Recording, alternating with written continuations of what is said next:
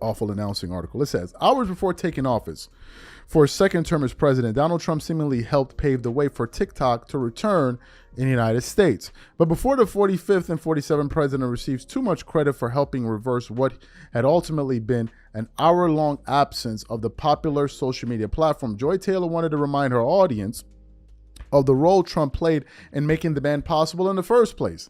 Taking to her Instagram stories on Sunday, the sports host shared an NPR story from August 2020 with the headline that we just read.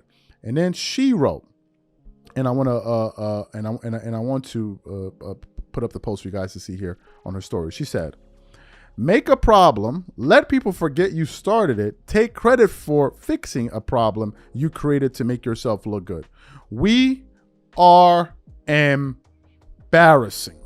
Okay, that's what the article said there. And it says one more thing. It says, as for how we got here, it's worth noting that Trump's initial attempted ban on TikTok due to alleged national security concerns never truly had much teeth, with President Joe Biden signing an executive. Okay, so that's that. You guys can go check out the rest of that article there and kind of read about it. What are my thoughts on this? A few thoughts. All right.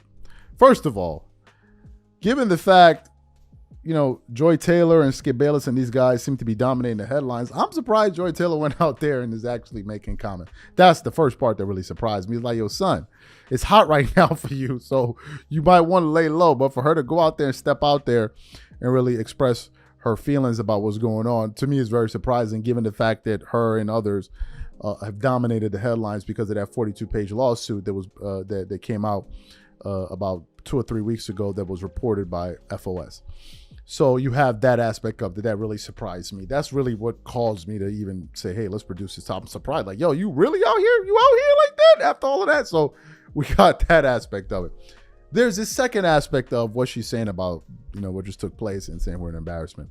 Here's what I've discovered. I have discovered that, and this is not going to be a shocker to anyone, no matter what you say in politics, no matter what you say, there's always going to be someone that gets pissed off by what you say, no matter what it is. I'll give you guys a perfect example of this. I didn't vote for President Trump, okay? But as I was watching the inauguration and as he was giving his speech, Capitol Hill,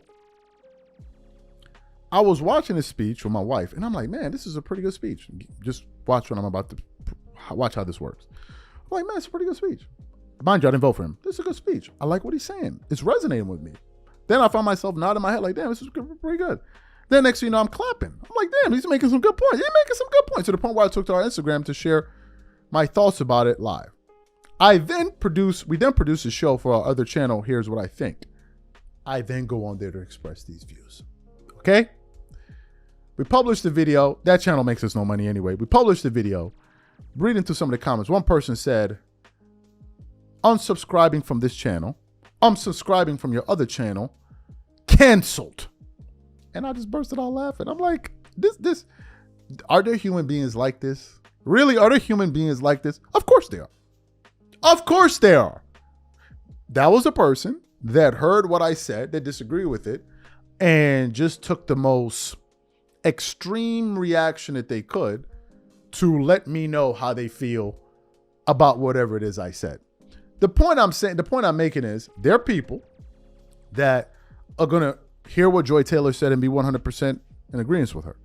There are going to be others that are going to just, I'm just blah, blah, blah, blah.